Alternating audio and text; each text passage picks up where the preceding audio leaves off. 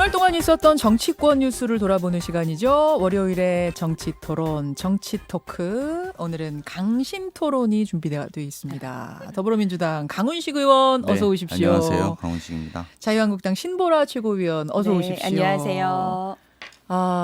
신보라 의원님 뉴스쇼 첫 지금 스튜디오 출연이시고 조금 화기애애하게 보통 저희가 시작을 하는데 오늘은 도저히 화기애애가 아무래도 신종 코로나 사태가 그렇죠. 국민들에게 많은 불안을 주고 있기 때문에 그러게요. 오늘 무거울 수밖에 없을 것 같습니다. 첫 출연인데 조금 무겁게 시작할 수밖에 없는 상황.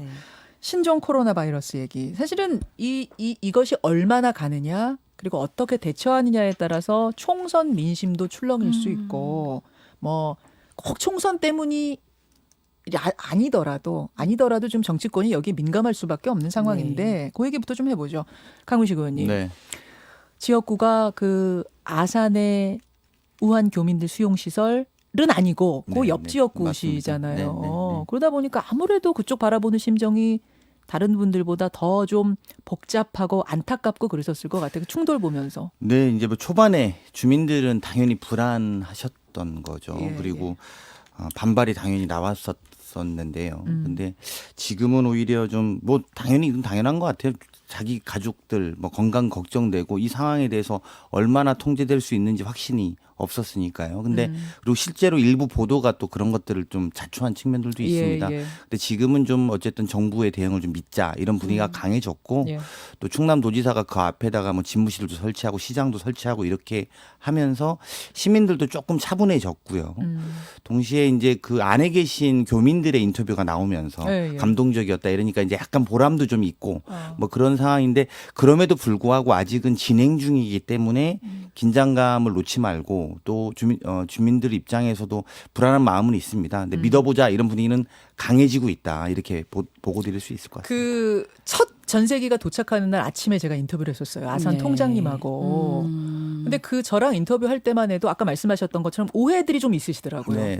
이분들이 마스크 쓰고 외출할 수 있다라고 언론 보도를 잘못 오해하신 게 있더라고요. 뭐 그런 것 때문에 이분들이 오면 맞겠다. 처음에 이러셨었거든요. 그랬는데 그날 안 막으셨잖아요. 그리고 그분이 버스. 여기 우리 그 김현정 뉴스에 인터뷰했던 분이 마지막에 이제 마지막 주문이 뭐였냐면 더 이상 정치권과 언론인은 이거를 이용하지 말아달라고 그러셨어요. 그래서 이제 방향의 중심을 좀 잡으신 거라고 저는 판단이 들고요. 그럼에도 불구하고 이게 뭐 말끔하게 불안감이 해소된 상태는 아니고 물론 그건 아니겠지만. 이제 우리가 좀 더 같이 정부를 믿고 또 이런 거 지켜나가야 된다 이렇게 봅니다. 결국은 그날 그 버스 막지 않고 오히려 따뜻하게 이분들이 그 동포들을 맞아주시는 거 보면서 그 아산과 진천 주민들께 저도 감사의 마음을 갖게 됐습니다. 네, 맞습니다. 그래요. 문제는 앞으로의 이제 대응입니다. 국내 확진자 15명, 3차 감염자까지 나온 상황. 중국의 확진자는 14,000여 명이 넘어갔고 사망자는 조금 전 집계 350명 나온 상황. 신보라 의원님. 우리의 대응 수준은 어떻게 변해야 된다고 생각하세요? 지금 뭐 적정하다고 보세요? 지금 가장 중요한 원칙은 과도한 대응이 소극적인 대응보다는 훨씬 낫다라는 입장을 견지해야 된다고 좀 생각을 합니다. 사실상 이 신종 코로나가 과거 이제 사스나 메르스 때보다 이제 좀 더 빠른 속도로 확산되고 있는 것 아니냐라고 하는 우려가 또 이제 사실화되어 가고 있는 상황인 것 같고 이제 정부가 그간 이제 한국당에서는 중국인 입국 제한 조치를 좀 선제적으로 검토해야 되는 것 아니냐라고 했었는데 그런 주장을 계속 해왔었는데 이제 4일부터 입국 제한 조치를 실시하겠다라고 발표를 했습니다. 그런데 이제 후베이성 중심으로 그 14일 전에 14일 동안 그 후베이성을 방문한 그 외국인에 한해서 전면 입국을 이제 금지하겠다라고 했는데 문제는 지금 중국 내 후베이성에서 발생한 확진자분들이 한 대략 60% 정도라면 그 외의 전역에서 발생한 곳 것도 40% 정도 육박한다는 말이죠. 그러니까 확진자 중국 전체 확진자의 60%가 후베이성 출신이고 40%가 그 외 지역. 그래서 그 문제가 지금 있는 것이기 때문에 중국인 분들에 대한 그런 통제가 가능하냐, 지금 우리 정부의 방역이랄지 이런 체계 안에서도 그런 부분을 좀 심각하게 고려는 해볼 수 있겠다라는 생각이 듭니다. 그럼 지금 한국당 입장은 뭐 당론으로 정해진 건지 아닌지는 모르겠습니다만 중국인에 대한 전면 입국 금지까지 가야 한다? 이쪽인가요?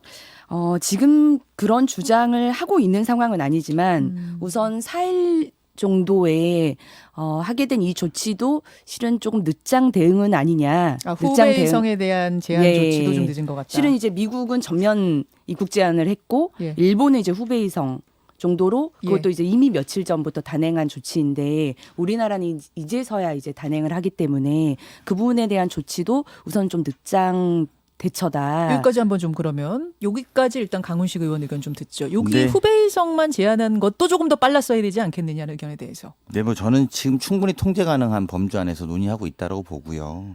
어제 이제 지금까지 열어놓은 것을 이거 후베이성을 지금 막았지만 다른 데 그러면 계속 열어놓을 거냐? 그건 아니고 실시간으로 계속 검토하고 있다. 이 이후에 추가로 더 막을 수도 있다라는 거죠. 다만 이제 이런 부분은 우리가 필요한 것을 검토해 볼 필요가 있습니다. 추가로 계속 또 다른 데도 다른 지역도 오는 거를 막을 수 있는 상황에서 현재 우리 검사할 대상이 너무 늘어나면 현재의 검역 인력으로서 이거를 다 통제 가능하냐. 이런 것들도 봐야 됩니다. 그게 굉장히 중요한 부분이죠. 만약에 통제되지 않고 실제로 만약에 완전 봉쇄한다. 이제 이것도 사실은 WHO나 이런 데가 왜 공고하지 않느냐면 실제로 미립국이나 이렇게 들어올 가능성이 더 많아진다라는 겁니다. 예를 들어서. 그래서 그런 부분을 오히려 다 검토한다면 우리가 진짜 실제로 검역한 인력들이 충분한지 그리고 그 인력 안에서 어떻게 조정할 것인지 이런 것이고요. 지금 막 다 틀어막는 것보다는 통제 가능한 범주 안에서 확산되지 않는 범주 안에서 막아내는 것이 중요하다라고 기조와 방향을 어제 대통령과 전문가들 간담회 사이에서 방향을 잡은 걸로 알고 있고 지금 거기에 맞춰서 지금 이 시간에도 실시간으로 확인하면서 진행되고 있는 걸로 알고 있습니다. 그러면 지금은 후베이성에 2주 동안 머물거나 체류한 사람들, 뭐 살던 사람들이나 머문 사람들에 대해서만 제한입니다만 더 확산할 수도 있다는 거군요. 그렇죠. 이게 더 확산될 수도 있죠. 근데 이제 현재로는 후베이성만 막아도 지금은 가능하다 이 정도면 되겠다. 이렇게 보는 거죠. 신보라 의원님. 가장 이제 걱정되는 부분들이 지금도 이제 중국인 관광객들이 워낙 많이 한국으로 입국을 하고 있는 상황이고 후베이성에 체류하지 않았음에도 불구하고 이제 이 안에서 이제 중국인 확진자가 나타날 경우 아마 이제 전역으로 입국을 중단해야 된다, 금지해야 된다라는 여론이 굉장히 더 커질 거라고 저는 또 이제 생각을 하고요. 여러 변수들을 정부가 좀 종합적으로 검토해야 된다고 생각합니다. 특히나 이제 2월이 조금만 지나면 3월이면 입학 시즌이 되고 그러면 많은 중국인 유학생분들이 이제 또 한국으로 들어오시는 상황이기 때문에 이 부분에 대한 변수도 좀 고려를 해야 될 필요가 있습니다. 그래서 그것을 우리나라의 전반적인 입학을 뭐 늦추는 방향으로 결정을 할 건지 아니면 입국을 통제하는 선에서 이 대한민국 안을 관리하는 방안을 선택할 것인지 이런 부분도 좀 종합적으로 검토가 필요할 수밖에 없겠다라고 보여집니다. 아무쪼록 신종 코로나의 이 확산세가 좀 꺾이기를 이번 주가 굉장히 중요하대요. 앞에서 저 전병률 전 질병관리본부장 인터뷰 여러분 들으셨지만 결국 이번 주에 누구한테 감염됐는지 모르게 감염되는 사례가 나오면 그때부터가 사실 우선 지금은 15명이라도 확실하게 누구한테 감염됐는지를 다 아는 거기 때문에 그래도 통제 가능한 수준인데 이제 요걸 넘어서는 단계부터가 좀 두렵다. 그래서 요번 주 상당히 중요하다는 거. 요번 주에 확산세 꺾이기를 무사히 넘기기를 바라면서 정치 토크 다음 주제로 좀 넘어가 보겠습니다. 두 분도 여론조사에 좀 민감하세요? 강 의원님 민감하세요? 어떠세요? 정치인들이나 정치권들은 다 여론조사에 민감하죠. 다 민감해요. 국민들의 심판을 늘 받아야 되니까. 그렇죠. 특히 총선 앞두고는 그렇죠. 그럼요. 주말에 화제가 된 여론조사가 하나 있었습니다. 세계일보에서 대선 주자 여론조사를 돌렸는데 윤석열 검찰총장 이름을 넣은 거예요. 그랬더니 2위를 했답니다. 1위 이낙연, 2위 윤석열. 보셨죠? 워낙 화제가 돼서. 맞습니다. 어떻게 받아들이세요? 신 의원님? 저는 오죽하면 이 정의와 공정, 국민의 부름에 의해서 저는 국민이 불렀다. 윤석열을 정치권으로. 국민이 불렀다. 네. 이 여론조사 보면서 그 생각하셨어요. 예. 근데 실은 이제 검찰총장이 삼권 분립이라고 본다면 굉장히 정치적 중립성을 중요시할 수밖에 없는 조직의 수장이기 때문에 전 윤석열 총장이 그 여론조사 결과 발표가 나온 직후에 나를 이 후보 명단에서 다음 조사 때는 반드시 빼달라라고 했답니다. 얘기했던 그 반응도 적절했다라고 생각은 합니다. 하지만 워낙 검찰 대학살이 국민이 정말 어떻게 이렇게 하지라고 할 정도로 이렇게 심하게 검찰 대학살이 이루어지는 걸 보고 나서 이 윤석열 총장이야말로 어떻게 보면 뭐 진보 정권이든 보수 정권이든 그 어디에도 휘둘리지 않고 정의와 공정 법치 입장에서 이 나라를 생각하는 사람이지 않을까라고 하는 어떤 기대? 그런 기대가 국민께서 윤석열 총장을 정치권으로 불러들인 어떤 결과가 아니었나라는 생각이 들더라고요. 민심의 반영이라고 보시는 네. 거예요. 강훈식 의원과 민주당은 어떻게 이 여론조사 보셨어요? 민주당까지 모르겠네요. 자, 그럼 강 의원님으로. 저는 황교안 대표의 의문의 일패. 이게 본인이 대선 주자 야당의 제 1번이었고 예. 삭발도 하고 단식도 하고 대여투쟁 강경하게 하고 뭐 했는데 윤석열 총장한테 밀린 거잖아요. 그렇더라고요. 그게 완전 의문의 일패다. 전 이렇게 이야기할 것 같고. 어떻게 그쪽을 먼저 보셨네요? 네. 그리고 오히려 윤석열 총장은 생각해봐야 될 것은 아까 이야기했습니다만 검찰의 정치적 중립에 훼손된 것이다. 그러니까 국민들은 이미 훼손되게 보고 있다.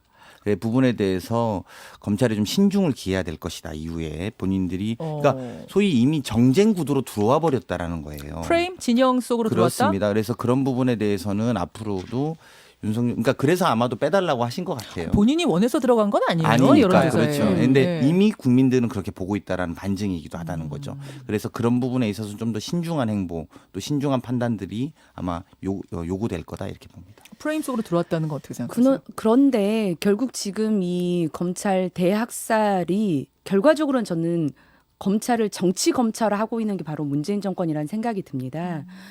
검찰이 검찰 그대로의 본연의 기능에 충실하고 실은 검찰의 인사 권한이 대통령으로부터 완전히 독립되어 있다면 전 이런 문제가 발생하지 않는다라고 생각을 하거든요. 그런데 어쨌든 어느 정권이 들어서건 그 정권에 친한 사람들로 라인업을 쭉 하고 이 정권에 반대하거나 혹은 다른 목소리를 내는 사람은 완전히 좌천시키고 이런 인사가 정권 때마다 반복된다면 그러면 지금 문재인 정권에서 이런 검찰 대학살을 해서 다 라인업을 했는데 어떤 정권이 또 바뀌게 되면 이 정권의 어떤 이 검찰의 중립성, 공정성이라는 어떤 이유로 또 다른 인사를 하게 되면 그게 또 보복성 인사가 되는 것 아니겠습니까? 근데 지금 그걸 만들어가고 있는 거죠. 정치 검찰, 정치적 프레임으로 검찰을 만들어가고 있는 게 저는 이 정권이라고 생각해요. 근데 이제 저는 그 부분에 약간 동의하기 어려운 게 처음에 예. 그 검찰 인사할 때 많은 언론에서 집단적 항명이 우려된다 이랬었어요. 그랬었죠. 근데 실제로 일어나지 않았습니다.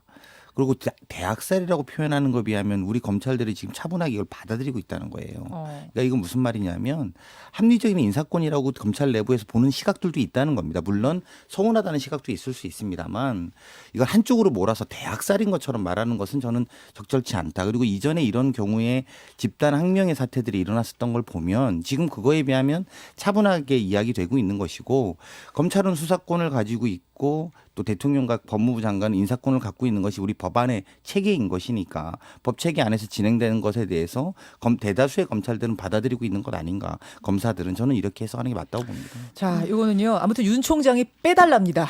네. 본인이 원치 않는다. 빼달라고 하니까 여론조사 기관의 지금 관계자분들 듣고 계시면 다음부터는 좀 꼭 빼주시기를 바라면서 당 이야기로 가보죠. 자, 민주당, 자유한국당 중에 지금 민주당부터 가야 될 것 같아요. 네네. 민주당이 지금 당내 상황이 조금 더 총선 앞두고 뜨겁지 않아요?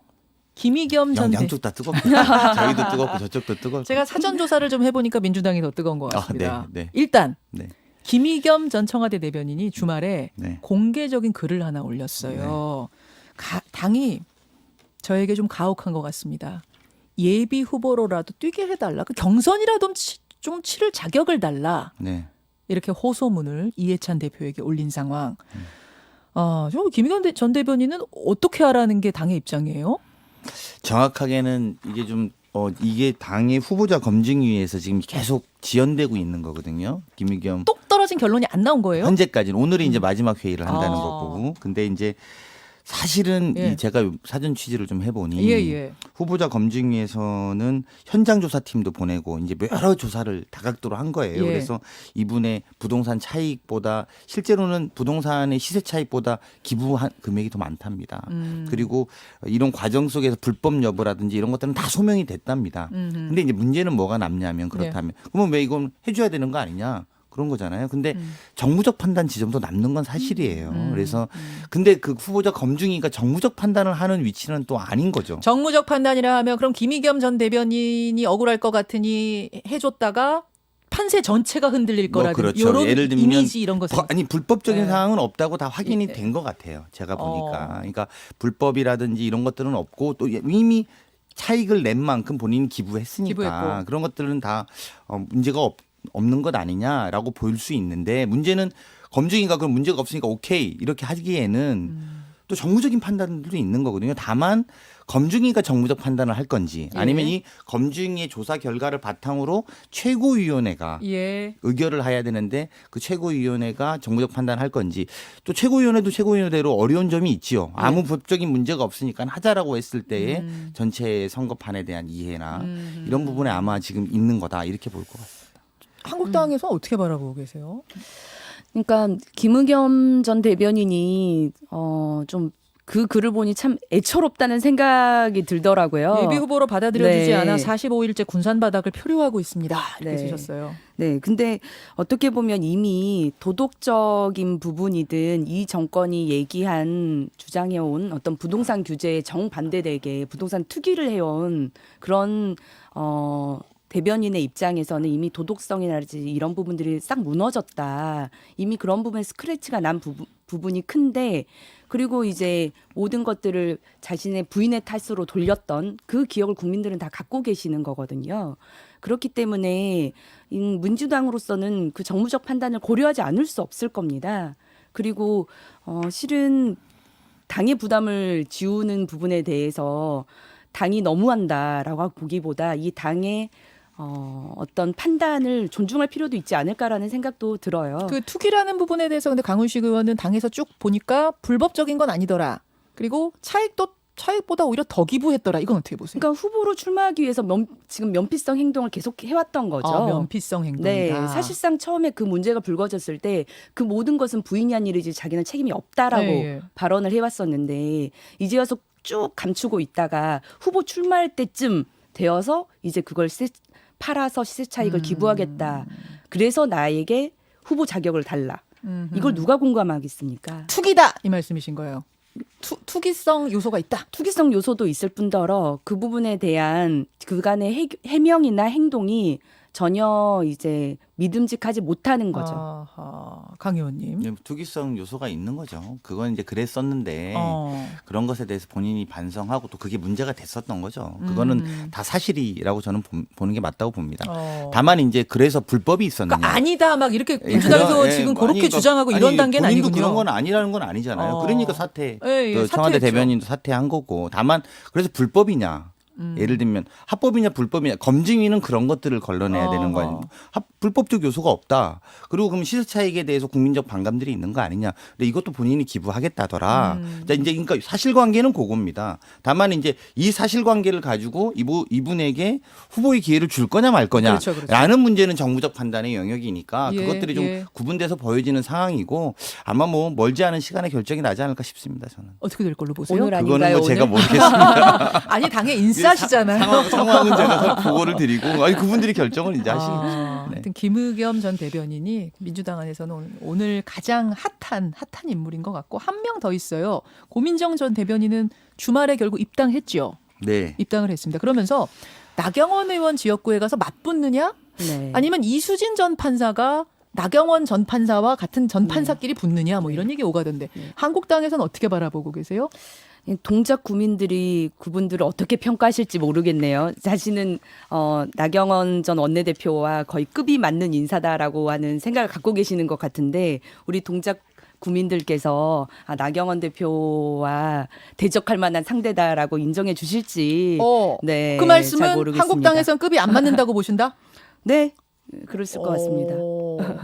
아. 아니 그리고 고민정 전 대변인이 어쨌든 정치적 역량을 평가받은 경험이 별로 없어요. 그러니까 유일한 경력이 이제 청와대 대변인 그 전에 이제 아나운서 경력이기 때문에 이제 청와대 대변인 유일한 이제 정치적 경력이라고 할 수 있는데 이제 그간의 발언들을 보면 저는 국민의 민심을 대변하는 대변자가 되겠다고 하셨는데 민심과 오히려 괴리되어 있던 발언들을 굉장히 많이 쏟아냈다라고 생각을 합니다. 제가 뭐 급이 맞지 않다 이렇게 평가절하자는 것이 아니라 어쨌든 뭐 법무부 장관 조국 임명 당시에도 위법 사항이 없어서 더 고민스러운 임명이었다.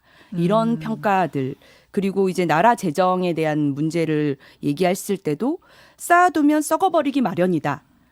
그리고 최근에 이제 미투 사건으로 문제가 됐던 원종건 씨 영입 때도 당이 빠르게 조치를 했다면 자화자찬을 하는 그 모습들이 국민들이 생각하는 민심과는 굉장히 괴리되어 있는 발언이었다라고 보고요. 그런 발언들은 결국 자신의 생각에서 나오는 것이기 때문에 이런 부분들의 역량에 대해서는 좀 평가할 지점들이 분명히 있다라고 보는 거죠. 강 의원님.